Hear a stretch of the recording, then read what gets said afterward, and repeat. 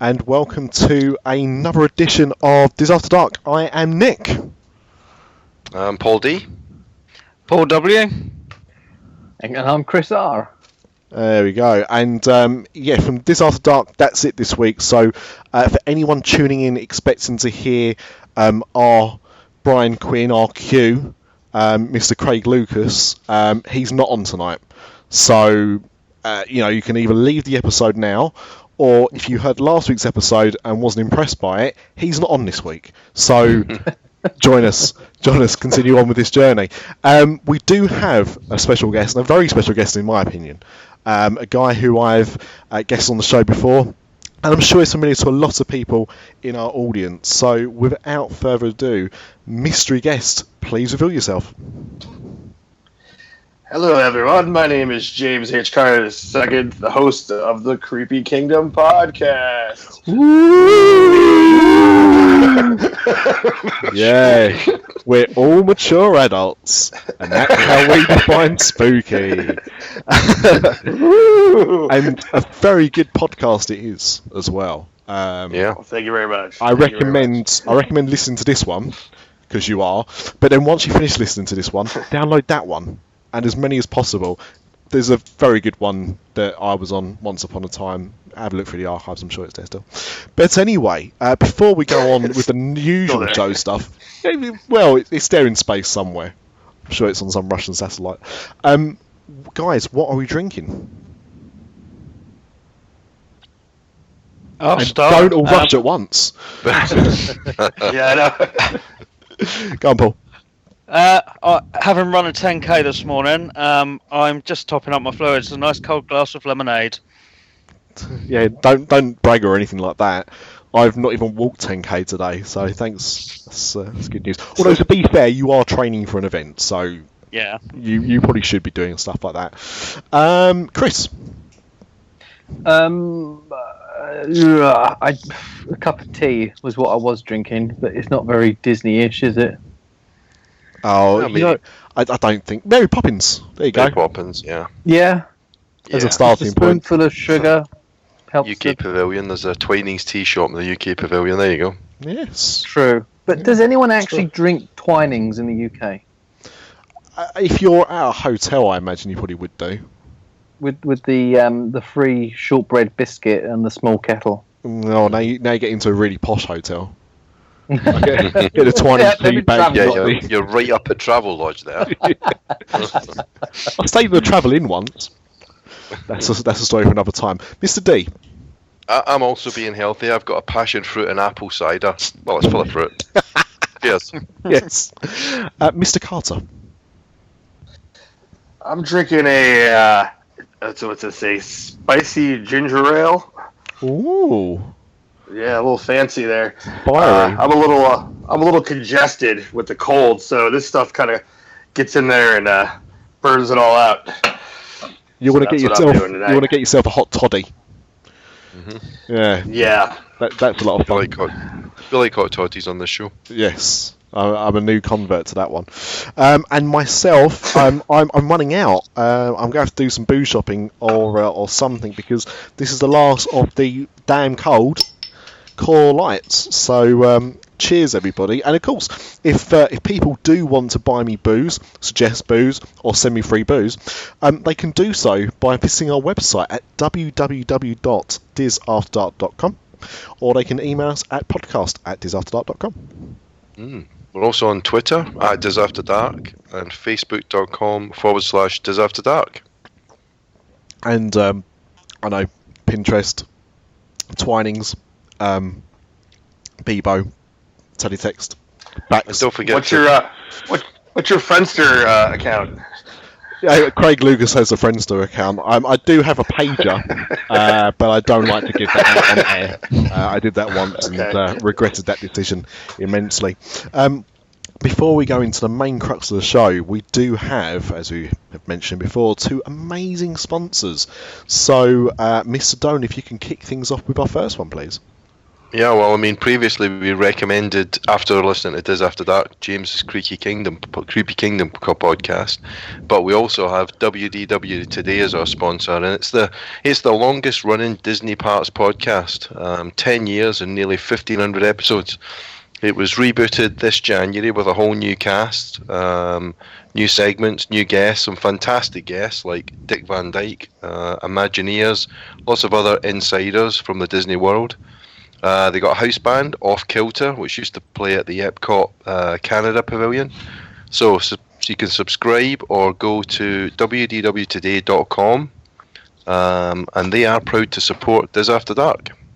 Currently, I mean, last time we spoke to them, but again, they haven't listened, I think, to our bonus episode last week. So, we'll just keep saying that until we're told otherwise. Mr. Washington. Yep, and our second sponsor is Wendy at Magical Journeys Travel. She's happy to be one of the sponsors of Dis After Dark. Whether you've been to Disney 1 or 100 times, there's still a lot of planning involved. Let Wendy be the one up at midnight when your window opens to be our guest reservation, or that coveted Anna and Elsa fast pass for your own princess. Mention that you heard this ad on Dis After Dark and get $25 off your deposit with any trip package. Also, be sure to ask about her generous onboard credits for Disney Cruise Line 2. Find her on the Twitters at WP Magic Journeys or at WPMagicJourneys.com. Indeed. And in fact, some of our listeners have actually taken her up on that offer. So, they're obviously pleased with her work. So, I guess we'll get testimonials at some point. That'd be quite a cool idea, actually. So yeah. But we do have a guest on. And, sometimes we have guests on just because we like them, and other times we have guests on because we like them and they've got something to talk about. Saying that, and I don't want to spoil anything, so instead of me or anyone else here spoiling it, Mr. Carter, why don't you tell us about your project? Alrighty. Well, there it is. Get ready. So basically, I myself, with the assistance of some of my co-hosts and some filmmaking friends, are going to be making a documentary about Haunted Mansion fans called Foolish Mortals. So we just got into pre-production on that, and we're in the very early planning stages of it right now. And right now, for the past few weeks, we've just been kind of reaching out and making sure, people know about it and kind of getting the buzz going, and also trying to find people to be in the documentary that are huge Haunted Mansion fans. So that's what I'm here today to talk about, and I do have an announcement about it that I haven't announced anywhere. Well, hold that thought. Don't just yet. I'm not going to do it yet. I'm teasing. I'm teasing it. I mean, don't get me wrong. I am teased very much. Now, I think one thing we do need to just clear up here, or certainly I do, and again, this is because I've tried not to look too much into this, and I've wanted to hear more from you and about what the project is. But you mentioned there that this is a documentary you're looking to make about fans of the Haunted Mansion. I just want to check that it's to do with the attractions found at the Disney parks and not the really crappy Eddie Murphy film. That'd be a short documentary. We found him! It's Eddie Murphy's agent. We found the guy. Yeah. It's Eddie Murphy himself. I don't even think he likes it. He liked the house he bought, I'm sure that movie's gonna come up, for sure. But no, it's about the attractions, and both Magic Kingdom and Disneyland, and Phantom Manor as well, because I know we've heard it from a few Phantom Manor fans, and so yeah, it's. Even people that like the movie, everybody. if you consider yourself a Haunted Mansion fan, you could potentially be featured in this film. Well, you've heard it here first, and I'm sure you'll be in a very elite group with people that also like the Tower of Terror movie as well. So I suppose, obviously, so other than this, I mean, obviously you have the Creepy Kingdom podcast. As the name suggests, it's more about the macabre side of Disney. So, I suppose, why don't you tell our listeners, if they don't know about your podcast, and I suppose really how, I'm assuming putting two and two together, but how your podcast has kind of led to this project. Sure, yeah. So, podcast, we talk about the creepy side of Disney films and theme parks. So probably when it comes to theme parks, the number one creepiest thing that people think of is Haunted Mansion. So we've covered a lot of Haunted Mansion. But, there's been a lot of Haunted Mansion topics. We haven't really delved too deep into history because there's a lot of deep history that I don't even consider myself to be an expert. And there's the Doom Buggy Spook Show, which I always point people to if they really want to, seek into the history. But so I just kind of talk about, it was just the fandom of Haunted Mansion. It's kind of what we ended up talking about on the show. And every time I see little awesome projects or like fan art or cosplays, and some people have done like short films based on the Haunted Mansion, it always just kind of blows me away. And it's just kind of, I just kept seeing this stuff over and over again. And then, a light bulb went off in my head. I was like, hey, maybe I could do something with this. And I've been kind of wanting to do some sort of a documentary about creepy Disney stuff. So I guess that was always there as well. So eventually it all just kind of came together, and I mentioned it to a few of my close friends, and they said it was a great idea. You should go ahead and do it. So I was like, all right, let's do it. Why not? Yep. So, I suppose another question to ask as well. You mentioned Phantom Manor. So, how many haunted attractions have you visited? Have you been to those three? Have you been to any other parks? No, I've never been to Disneyland Paris, so I've yet to experience Phantom Manor myself. But fingers crossed. Hopefully, the documentary will get me there, so I can. Well, the worst case scenario is I know of at least 4 people from the British side of things who have probably been on Phantom Manor quite a few times combined. So, if that doesn't happen, but yet you still need that angle, then who's got Adam Goodge's details? Someone must have it. or of course us, take your pick. But I think we might be a bit versed in Phantom Manor. But I mean, it's a bit of a. I mean, who here on the show has been to Phantom Manor and at least one of the American Haunted Mansions? I'm assuming everyone. Yeah. I mean, I've always thought that although, I've only been to, I'll hold my hand up, I've only been to Disney World and Disneyland Paris, so I've not been to California, but I like both attractions, but I do find that Phantom Manor is probably a scarier attraction than Haunted Mansion. I've from what I've heard, it sounds that way. I have never actually watched a ride-through video, but your friend and mine, Michelle Young from Disney Dream Girls, has described the attraction to me in great detail. So I'm kind of really eager to write it now because it does seem a lot scarier. Doesn't seem to have the humor that Haunted Mansion has. Please, Mr. Carlton, never assume that we're friends with Michelle. I'm joking. Michelle, as and when you do hear this, that was completely a joke, obviously. Yeah, she'll probably try and castrate me for that one, but it was in jest.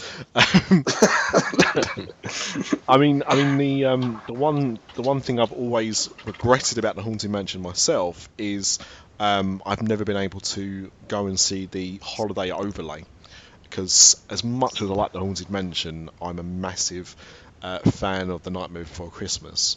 So that's always been one that's kind of interested me. I know that's kind of going off topic a bit, but I saw that last year. Yeah, I've seen it as well. Yeah, it was good, but I think regular Haunted Mansion in Disneyland is better. Yeah. I can. What do you think, Paul? Yeah, I'd agree with that. I think it's quite nice to see the special stuff that they put on, but then you kind of feel a little bit cheated that you haven't seen the real ride. Mm. Yeah, but my thoughts on it, I feel like it's there for too long as a Disneyland local. I feel like I don't want to celebrate Christmas in the middle of September because that's when it opens, and then it goes all the way to January. So it's definitely gets you longing for the original mansion after a while. But just of its own accord, it is pretty incredible.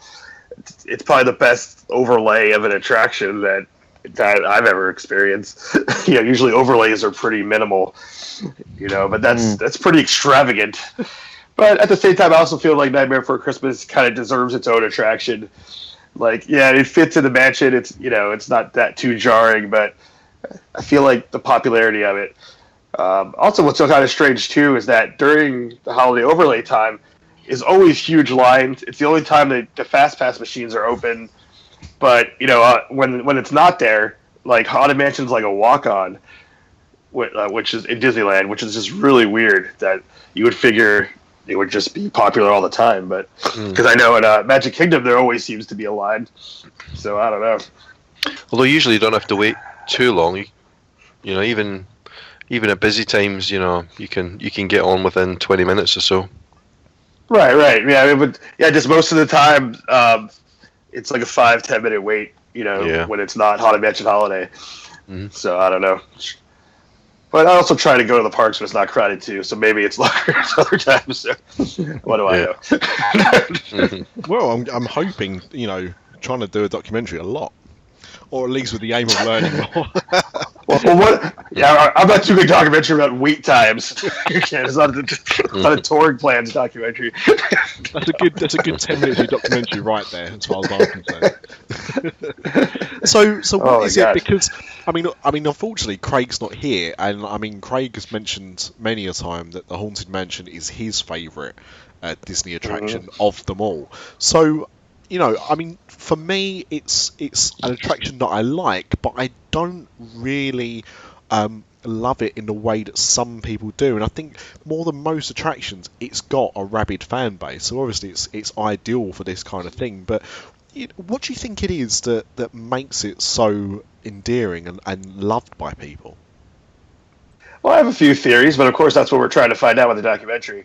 But I think there's a number of things. I feel like for a lot of people, it was their first exposure to something dark and creepy that left an impression on them that may have gotten them into other things non-Disney, being into horror movies or going to haunts and, stuff like that.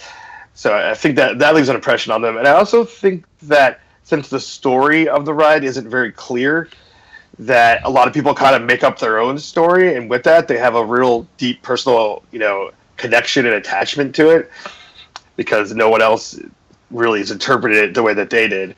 So I've noticed that as well. So I think those are the two things that I think are the reason that it has such a fan base behind it. Yeah, people have a fascination with creepy stuff, don't they? And haunted creepy, houses. I mean, Jimmy Savile, not really. Now then. You can Google that, our American listeners. It's fine. Not. Yeah. I was like, I don't know what you're talking about. We try and pretend we don't know either, but yeah. Okay. but at this time as well, I mean, I think it's quite topical, because not that we've been nudged at all, but last week was the release of the Marvel series, the first issue of, at least, of the Haunted Mansion. So it's obviously kind of going through a bit of, I don't want to say resurgence, because it's never gone away, but with the comics coming out, with the Hatbox Ghost being put back in, that was obviously something that people were talking about as legend for years and years and years. And of course, the constant rumours of another Haunted Mansion film that's actually going to be decent. It seems like a good time to be making it. Yeah, I agree. Now there seems to. You know what else too was that for years and years Disney wouldn't make merchandise. They weren't really, they had very few items, and it seems in the past year or so, or almost 2 years now, they've released so much merchandise. I mean, a lot of it is whatever, but I think the fact that people are eating all this stuff up shows that that there was a fan base just waiting just to buy merch, and we all know how much Disney fans love to buy merch.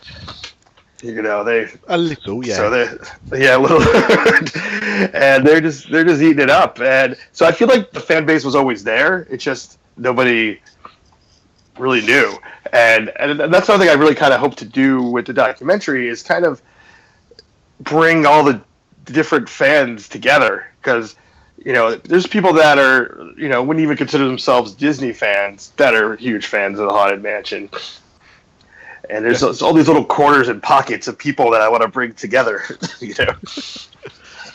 That's excellent. I think I remember, actually, certainly when I was a kid, I remember seeing model kits of Pirates of the Caribbean that were made in the late 60s.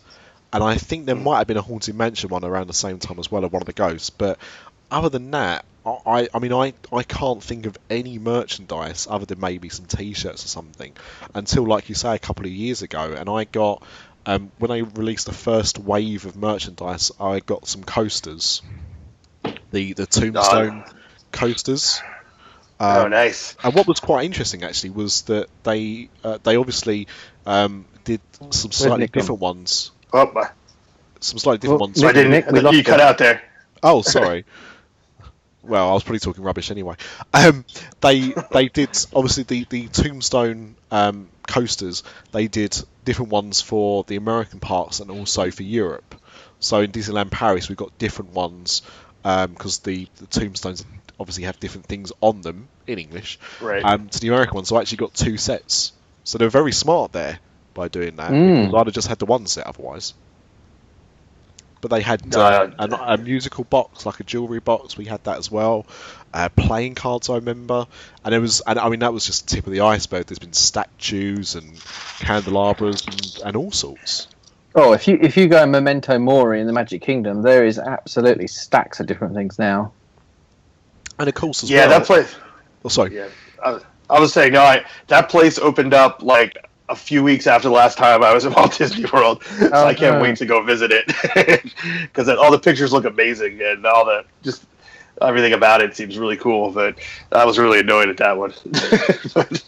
And as you mentioned recently as well, it's also the first Disney theme park pop Funkos that they've released as well, which I think is kind of like the test of water. So although they had, they've obviously done over time lots of Disney pop vinyl figures, the Haunted Mansion is the first Disney attraction they've actually done some on. It was also the first one to have a purple magic band. Yes. Indeed. Yeah, no other attraction they've done a magic band for, have they? Not that I've noticed. I don't follow magic. I don't think so. Have they not done one for Stitch's Great Escape? Oh yeah, we gotta get that one. Everyone's favourite. Is that the one that stops you from actually going in? Yeah. It shocks you if you walk through the door. It's like an electrical shock. As you beep yourself in, it tells you don't just turn around. Like Aswad, of course. But that's talking about creepy rides. There's a creepy ride. But no, I mean it sounds fascinating. I mean, as I said, I think from someone that's not got quite the same passion for it as other people, I'm extremely interested.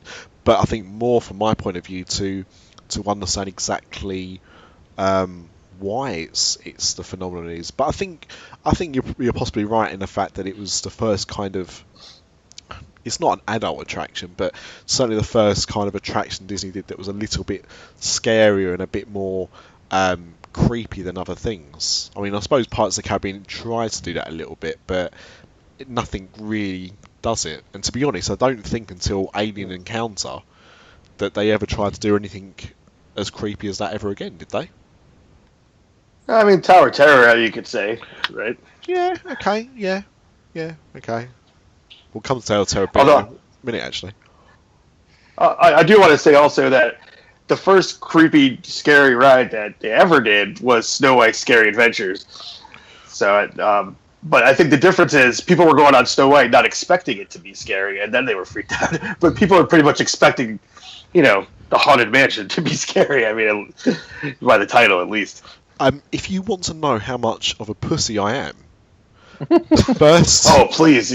Yes, of course. Yes, I mean, there's one thing that people should know about me by now, and that is that I don't seem to have this shameful gene in my body.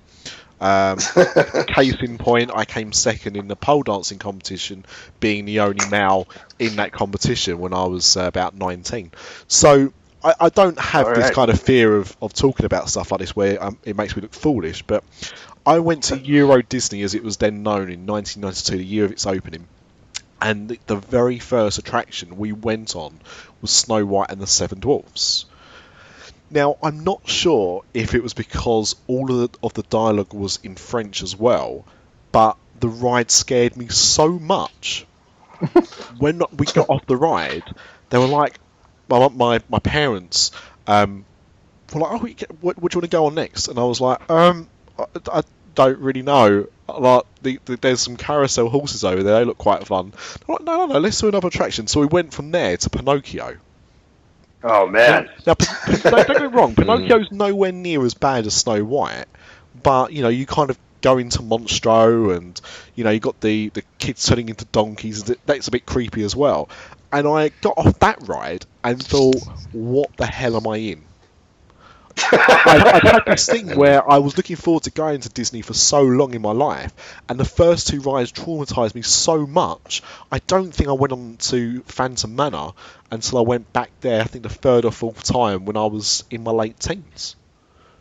Because I was like, if Snow White's that scary, how the hell am I going to go on that? And how old was you, Nick? I was 25. Yes, 25. I was 25. I just turned 9 when my 9th birthday. So I mean, don't get me wrong, I was fairly young, and at that point, I think I'd been to Thorpe Park or something. So I'd been on loads of little kiddie-friendly rides.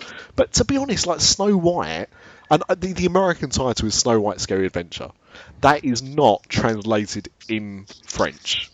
Okay, that's not the name of the attraction in French. It's just Snow White and the Seven Dwarfs, like Blanc Noirs or whatever it is. But the word "scary" doesn't appear in that title. Not in my translation, anyway. So there was no reason for me to think a ride about Snow White would be scary at all. Freak me the fuck out. So so I was a little pussy. And I mean, if you ask my wife now, because I won't go on the Hulk, she will still say I'm a pussy. But I will go on things like the Haunted Mansion. So I think I'm a bit better than that, But that was my first Disney horror experience. But saying that though, my wife can't stand Halloween Horror Nights. She wanted to get out after 5 minutes. So who's the pussy now? Yeah, you tell her. I won't, because she is next door and she can't hear me at the moment. So, because I'm trying to keep my voice down a bit. But if she did hear that, she would come in and Michelle Young me. Constrain me, rip my balls off. Anyway. That's my scary thing. So if anyone else wants to admit to when they were a wuss at a Disney theme park, please let yourself be known right now.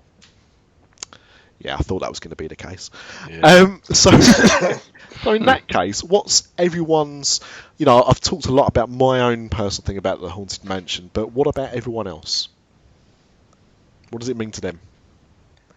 For me, I'm a little bit of a history buff when it comes to some of the attractions, and certainly this one stands out with how long it took to be built, all the plans that they went through.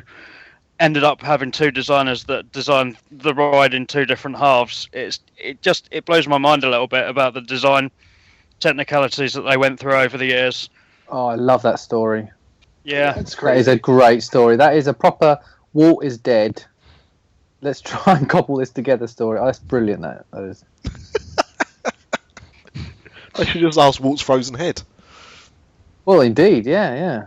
But Paul, you tell the listeners the story, the two ideas. Yeah, well, basically, they sent it off to the Imagineers, said, Walt wanted this done for years, we've just never got round to it. The building's, well, the land's there, we've been advertising it for years.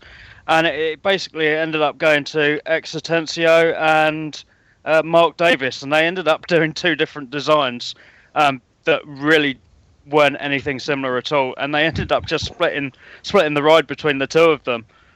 And that's why you get different sections, where you've got like the start with the stretching room, and then you've just got like a spooky corridor, and it's just, and then you've got obviously the humour in the ride, which again was a different part of the design, like the singing bus and things like that. And it's just kind of a melting pot of two different designs. Because when you think about it, it is like two different rides, isn't it? Yeah. Mm-hmm. Yeah, well, that's what I like about it. It's like a journey through Imagination. You know, yeah, through it isn't just one thing. I quite like the variety of it. You know, you walk through the stretching room, you go down, then you walk to the little doom buggies, and even that is in a couple of different sections. So that's what I like about it. It isn't just one thing. Yeah, no, I would say the way it's split is like it's such a clear. You can see when the ride changes from one person's design to the other, but you don't really. That's kind of stuff you get into when you become a big fan. But when you're just riding it for the first time or the first few times as a young child, it's like it's such a relief at the end of the ride, especially when you're young, because it's all intense, quote unquote, until you get to the graveyard.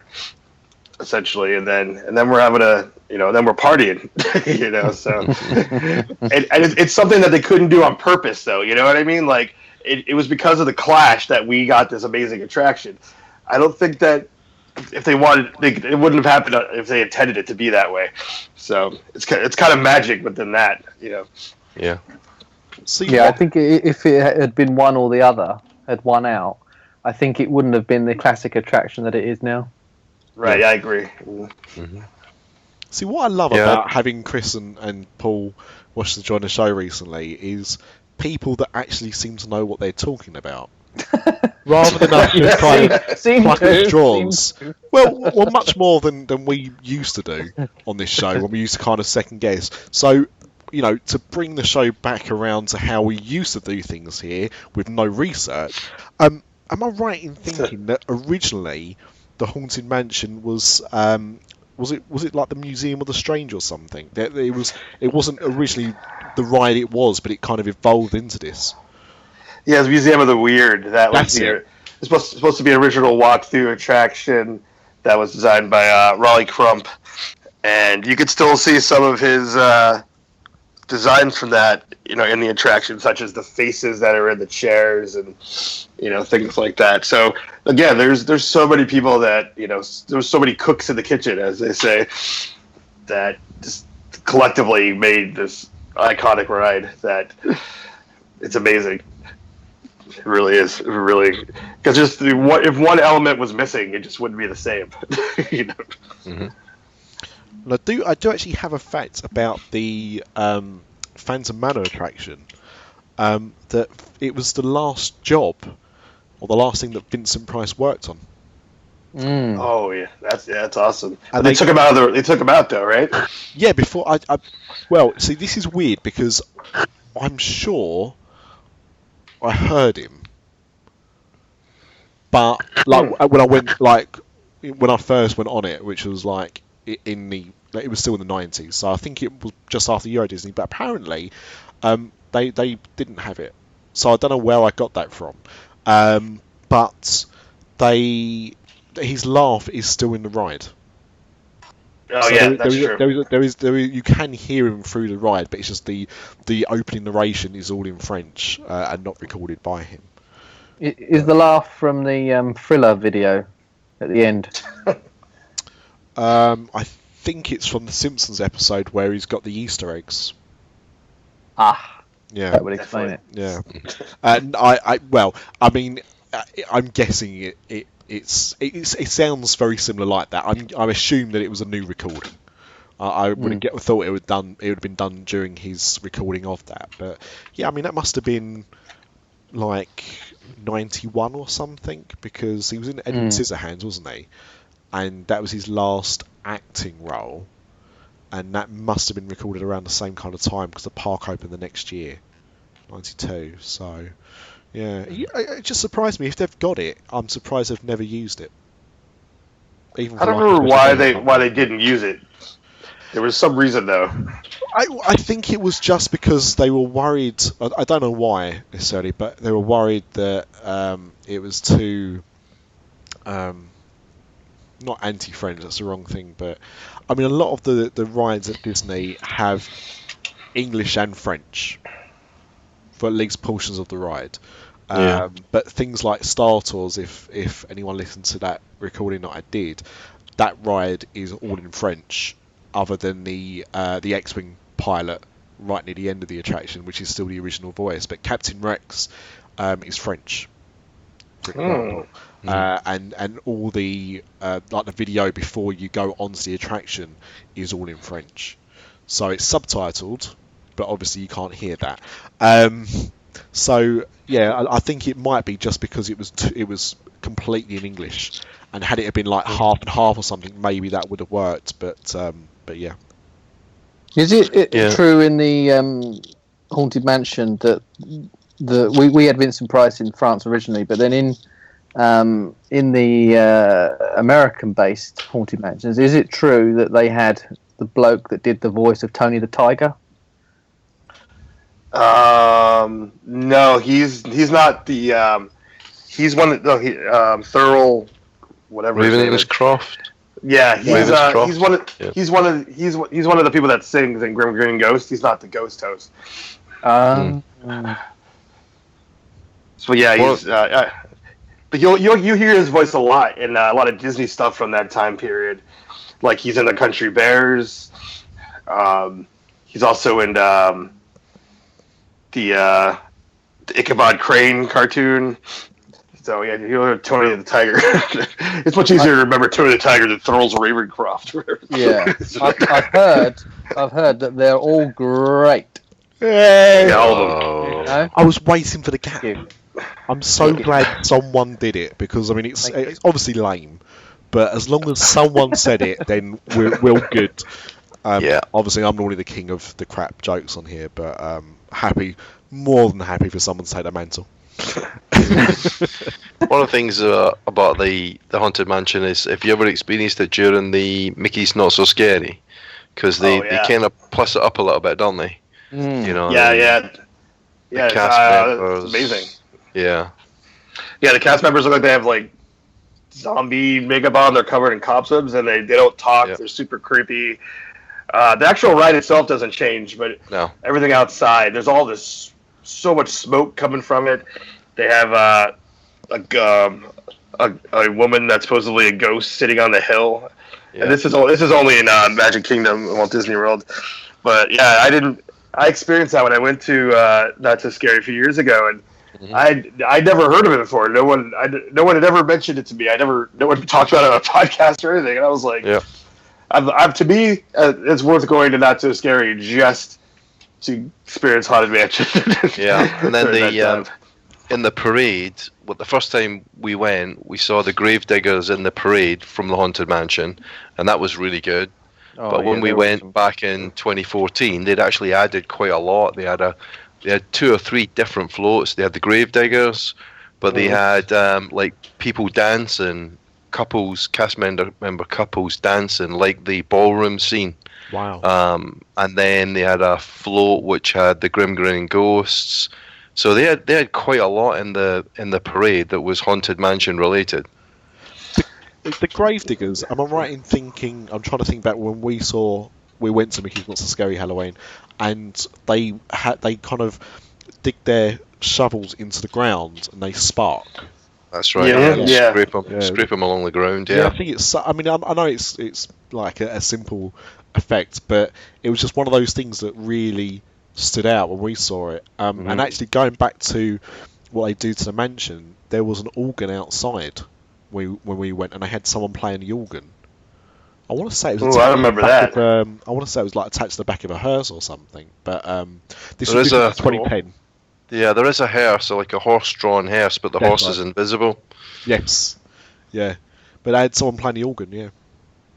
I think this year as well, because they had a DVC anniversary party. They changed it up a little bit outside for that as well. I think they had the tightrope walker from the stretching room outside. Yeah, I saw pictures of that. Yeah, that was cool. Real alligator underneath. Yeah. Which is the only Disney that doesn't have a haunted mansion or a haunted mansion equivalent then? Hong Kong. Well, Hong Kong's got Mystic Manor. Mystic Manor, yeah. Actually, I should say, which is the only Disney park that won't have? It's Shanghai. Yeah. Because apparently it doesn't fit culturally, yeah. Oh, was that their reason? The culture? Yeah. That's what I read, yeah. It wouldn't be popular from I don't know. Maybe they just don't like weird stuff. Yeah. Well, we say it's weird, but at the same time, they've got the fortitude to make a Tron roller coaster, so they've got to be doing something right over there. Yeah, I think it'll come eventually. That's kind of strange. Yeah, I see it going the same way as Pirates of the Caribbean when they didn't open that in Florida, and everybody was asking for it. Yeah, I bet you that'll happen. People will be like, "Where's Haunted Mansion?" But I don't know. That their Pirates of the Caribbean ride that they have going there looks pretty incredible. So they have a lot of creepy stuff in there. So I don't know what they're talking about. The only thing, I mean, I'm still someone that likes. I obviously saw the original Pirates of the Caribbean ride, and in Paris it still is the original version of that ride. We don't have Johnny Depp animatronics. I know it's only little touches, but there's just something to me that I like the films, and I get that they're popular for God knows what reason. Because I mean, let's be honest, 1 out of 4 is not bad. But I kind of like that original ride without those things. So I think in some ways what they're doing in Shanghai is, I suppose, quite good because they haven't got the history there, and the ride is pure based on the movies. So I suppose it could be seen differently. But yeah, I don't like the adding so much to Pirates personally. Yeah, I don't mind it. I know a lot of people because they're apparently doing that to Paris. I think that's a rumor that I heard. Yeah, they've been talking about it for quite a while, haven't they? But they keep every time it goes down for refurb, and sometimes it will go down for a good few months. And I think, oh, this is the time. And they apparently Paris was going to get the Small World overlay with the Disney characters in it. But we've never had that either. Every time it's gone down for I think the last one went down was about 3 months, and it reopened. It looked exactly the same. So, isn't Pirates going down for a year though? Oh, really? As long as I think from next year, yeah, about the time of the 25th anniversary, I believe they're taking it down. Right. Take out one of your biggest rides at your busiest time of the year. That's Disney Paris logic. Yeah. They found that before. But, I mean, to kind of go off topic a little bit, but I think it's something that we should talk about, especially now as we're talking about rides and overlays and changes to things. Did anyone see the rumour that's been circulating today about the Tower of Terror? Oh, I've seen it, yeah. I mean, who wants to kick that off? No. Not Mr. Dolan, obviously. No. Tell me more. No, I don't either. I read a little something about it. It's a rumor. It's rumored that in California Adventures Tower of Terror that it'd be rethemed to Guardians of the Galaxy, and which is strange for sure. But I will say, for anyone listening who doesn't know, that DCA's Tower of Terror is the inferior Tower of Terror to Hollywood Studios because it's missing the fifth dimension. Yeah. I mean, it's still a drop tower, but It's the same as Paris. It's very similar to Paris. It doesn't have the the fifth dimension. Oh, okay. Yeah. So that's a bummer, but so I don't, it's a strange fate, Guardians of the Galaxy, but I've heard a lot of rumors that area of Disney California Adventure is getting a mini Marvel land, so that kind of adds more fuel to that rumor. So now it's a weird one, but I'm not really upset about it. Well, we'll see how that plays out. Now this is the weird thing, right? Because to kind of elaborate on this a bit more, because I mean, I saw the headline and I thought, well, that doesn't make any sense, and then I read what they're looking to do. It still doesn't make any sense. But what they're trying to do, essentially, for those that have seen the film, is they're saying that the interior, the ride that you go on, will be based around the collector. So it will basically be going through his collection, I suppose. Howard the Duck. Howard the Duck, of course. Right. One of the only things we really care about in that scene. But yeah, so I mean, to me, there was a lot more to Guardians of the Galaxy than just that character. I mean, I like Benicio del Toro, but I can't say that was one of his finer pieces of work, and nor can I say that was one of my favourite bits of the film, because it wasn't. It wasn't terrible, but it wasn't that memorable. Well, I remember it, but then I remember a lot about the film.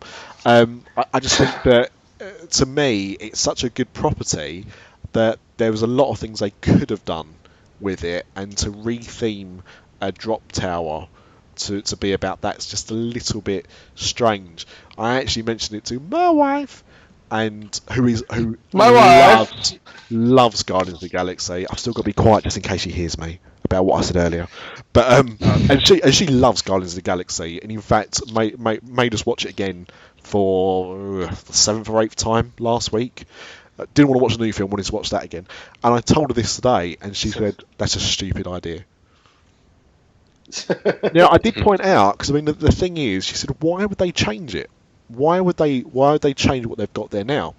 And I said, well, if you think about it, the Tower of Terror is, 22 years old? Wow. It's got to be, 94 when it came to Hollywood Studios. Yeah. I don't remember what year it came to DCA. I feel like 2004. So it's not really that old in DCA. Yeah. Well, I mean, Paris got it... No, it's going to be earlier than that, because Paris got it about 2005, I think. And yeah, they were around the same time, I think. Were they really? Oh, maybe it was 2004 then. Later than I expected it to be, actually. So, yeah, so it's not quite as old there. But, I think the main thing is, and this is what I was trying to explain to her, that the Twilight Zone, it's not really a thing anymore. And the whole thing around, especially the studios, I know, California Adventure is different, but, we've got 2 Tower of Terrors in studio parks. And, really, if it's in a studio park, you'd expect it to be themed around some kind of property, Disney or otherwise. And the Twilight Zone doesn't really have the appeal that it did 22 years ago. And to be honest, even 22 years ago is a bit ropey at best. Yeah, it's kind of... I imagine a lot of people that ride Tower of Terror don't even know what the Twilight Zone is, in all honesty. But at the same time, does that matter? Like, despite the fact that they don't know what the Twilight Zone is, does it make that much of a difference? I suppose in some ways it would do, but in other ways I think it's so well themed that it kind of overcomes that barrier. Yeah. It's a bit of a classic as well. I mean, parents tell their kids about it, and they did remake the series, didn't they? Or they made a more recent version of the series and the movie and stuff. Yeah, but I mean, the thing is, like, the Twilight Zone was a cultural phenomenon. It wasn't just, and with the remakes, I think it lasted like a couple of seasons. It's not really, it never had the impact it did back in the 60s. No, that's true. The thing is, I mean, I obviously don't remember it the first time round, but when I was a kid, it was shown in like repeats, so I was very aware of it. But it's not, as I said, it's not really a thing anymore. So I understand, but I just think Guardians is such a weird fit for it. But also, has in this current economic climate, has Disney got to pay a royalty to the Twilight Zone IP holder? they Must would do, I would have thought. Yeah, Probably. But, I mean, so if they can get rid of that, that's another overhead, and they can throw a Marvel property in, which they have got in spades. Yeah. And also in California, they can do that whilst they wouldn't be able to do... Well, that's another talking point as well, because apparently people believe that Guardians is one of the properties that's exempt from the Universal... it is. No Easter. Yeah. 100% is. They've actually had the characters in the park. At the Villains event, didn't they? Yeah, I think it was, yeah. Yeah, the first issue of Guardians of the Galaxy hadn't been published when they did the deal. Interesting. So... Yes. Yeah, I think the original agreement was Spider-Man, Avengers, Captain X-Men. America, and X-Men, and Fantastic Four. I tell you what would work really well for like a drop ride, I think, as a Marvel property. Doctor Doom. Oh yeah, Something a bit original, outside of the box. Just thinking about someone they may not, necessarily go for normally, that you would associate with a drop ride. Just putting it out there. But I mean, I think that was like the kind of big news this week. I think it's been pretty quiet actually. Although a couple of things with Mr. Carter, if you don't mind doing a big reveal shortly, we'll come to that. But before we do, we obviously launched our not competition last week, but our new segment last week about the results. We had the first 8 results announced last week on the Pub Snack show, and that's still open for voting, isn't it? It is. We'll put a link in the show notes. Yes, we will. We've had quite a few votes at the moment. Just so everybody knows, the Polynesian is out in front, but just by one vote. One vote. And it so was if you love the Poly, you've got to get your votes in. And this was the popular one on here as well, wasn't it? The Polynesian. Yeah, so, we all have put our votes into that, I think. So that's interesting. But yes, the voting is still open for that. And just one more time, Mr. D, if you wouldn't mind telling everyone about our first sponsor. I will. It's WDW Today, the longest running Disney podcast. I've been listening to it for about 8 of its 10 years.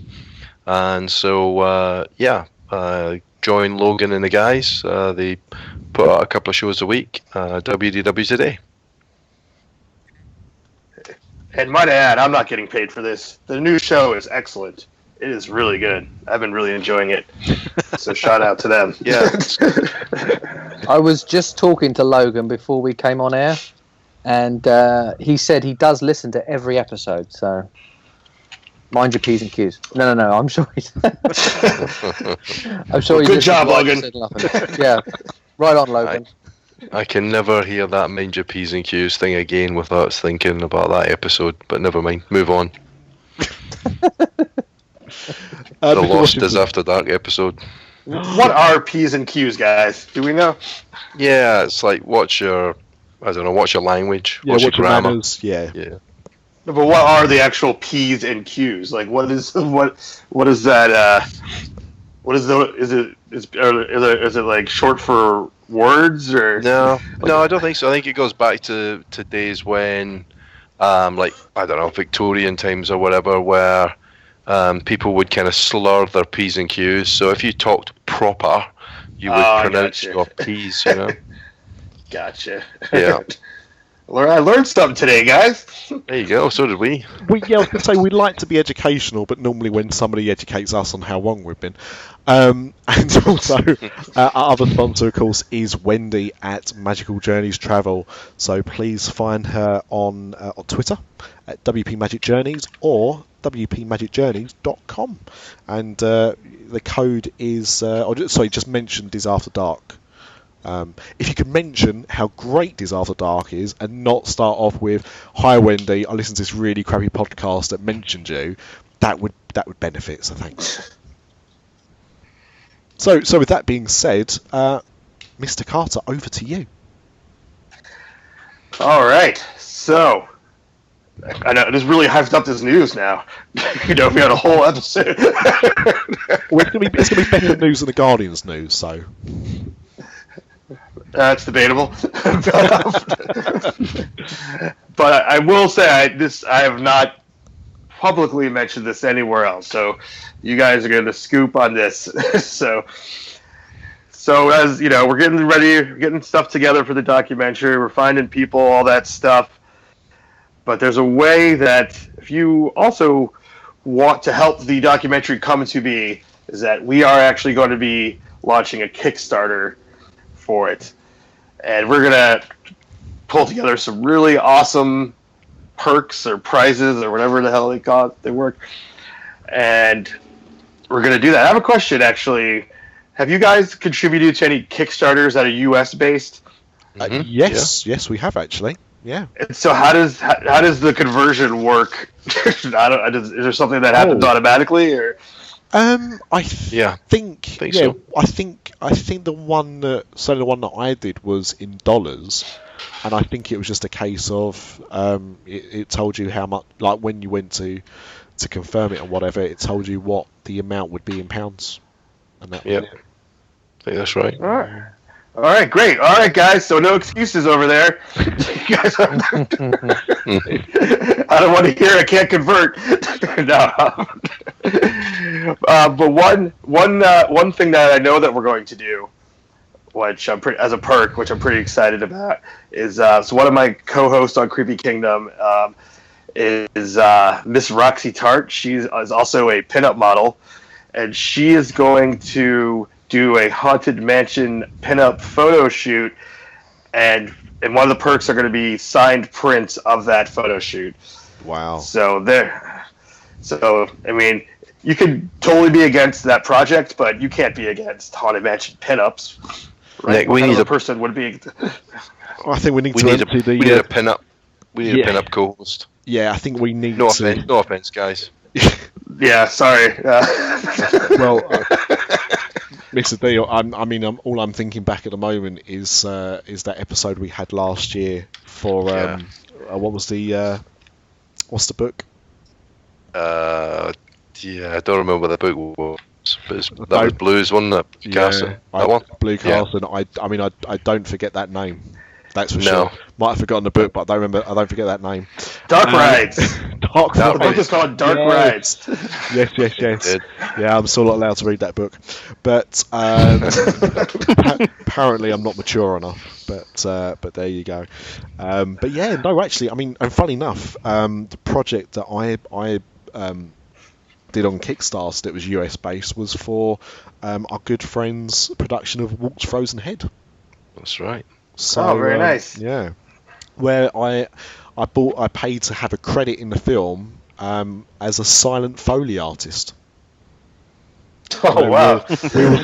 We will see if that actually comes to fruition. But a Foley artist was always the thing I wanted to be when I left media. When I graduated from university with my media degree, and never made it. So to be a silent one on a production would be amazing. So, yeah. Well, I'll tell you what. For a certain amount, you can be a silent Foley artist on this documentary. Yeah, that's what I'm talking about. Well, James, when you have the Kickstarter up, obviously, let us know. We will obviously inform our listeners, and anytime you want to come back on during the process of it, if you want to give us any updates or anything like that, you know where we are, and when you can provide that information, we're going to put it on our website, which is www.disafterdark.com, and we can, if you want to, email it out to you at podcast@disafterdark.com. Wow, that would be incredible. I'll definitely be back on, because we're going to be the shooting period is going to be a pretty long period of time. We plan to start in the beginning of May and go through Halloween of this year, so there'll be plenty of things to check up on, and you never know who will end up getting in this film. We're shooting for some big names that haven't been confirmed yet, so that's why I wish I could have those announcements for you, but we'll see what happens, guys. Whoa, hang on. What names could be bigger than the 4 people you're speaking to tonight? There's bigger people in the Disney community than us. Leonardo. That's all I'm saying. Oh, wait. Oh, so you guys are going to be in the movie? Is that what you're saying? Hang on, Leonardo Tesla. Is that Leonardo Tesla? Is that what you're... I can't. I'm not at liberty to Right, divulge. okay. And as to your comment, well, I mean, I certainly wouldn't be against it if you need some help from this side of the pond, or this side of the Atlantic. Please let us know. I mean, saying that, by the time you actually ask us, we could be out of Europe. That's a possibility. We won't be allowed into France. We'll be allowed into France. It'll just cost us a hell of a lot more. But that's another discussion for another day.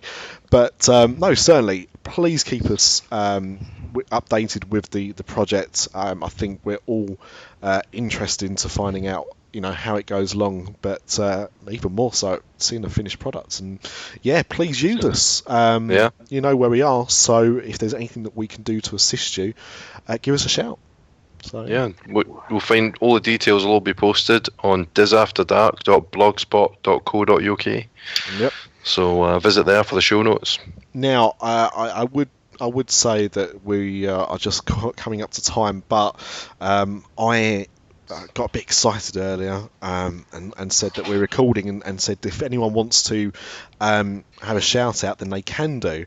Thinking that we'll get the usual kind of responses, like one or something, but we've actually had a few. So the fact that we have, I can't really ignore it. So I'm going to do a few as quickly as possible. Steve Maxwell, unfortunately, he said he hopes we're drinking tonight. So sorry to let you down on some of that. Hunter as well. Mark and Jen, of course, Jen Pease. Travis Coaster as well. I wonder if that's his real name. I mean, if it is, I hope he likes roller coasters, because that would be really tragic if not. I mean, that'd be terrible. Lewis Lonsdale, Vicky Marie, hello there. We will have you on soon. I keep saying, but we will. Adam Santino, who not only been a guest on this show recently, but wants to shout out to Biggie Smalls, baby. Baby. Oh right, okay, that makes sense. I'm glad this is somebody. I was a 2-pack man. So I mean, nowadays I'm just a 1-pack man. Well, or just a belly. And just Kevin Kersallen, thank you as well. And one quick thing before we go, just a quick one-word answer will suffice from Alex Treen. Anyone have an opinion on DVC for a UK guest? It depends. 2 words. I'm a DVC member. Yeah, you got to look into it carefully, and you obviously you buy the points, but then you've got the maintenance costs as well, which is actually the big cost. You got to look at the number of times you're going to use it, cost of flights, and things like that. So it can be good, but look into it carefully. That's definitely not 2 words, but I like it. Was that Chris? No. Yeah, I'm a member. Wow. What do you think, Chris? Wow. Well, no, Chris, do not answer.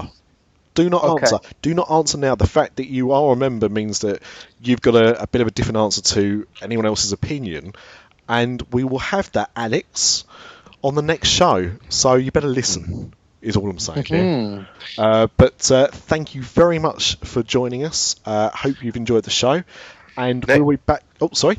Sorry, Nick. I just got 2 quick shout-outs. Please do. On the blog, Jim Aguiar. Jim, I hope I haven't massacred your name there. But Jim Aguiar won the latest Where in the World photo quiz, knocking Karen Jackson off the undisputed, unbeaten spot. So thanks, Jim. Karen. Come on. You guys are awesome. You're getting these really quickly. I'm going to have to toughen them up, I think. Just take some of Craig Lucas's box shots. Yeah, we've got a show title. But I think next week would be the first results of the result fight out knockout competition. Exciting. And another pub snacks show. So hopefully you'll stick with us for that. But thank you, James, for joining us, and look forward to hearing from you again soon. And dear listener, we'll speak to you next week. Thanks, James. Thanks, guys. Cheers, James. Thank you, everybody. Thank you, James.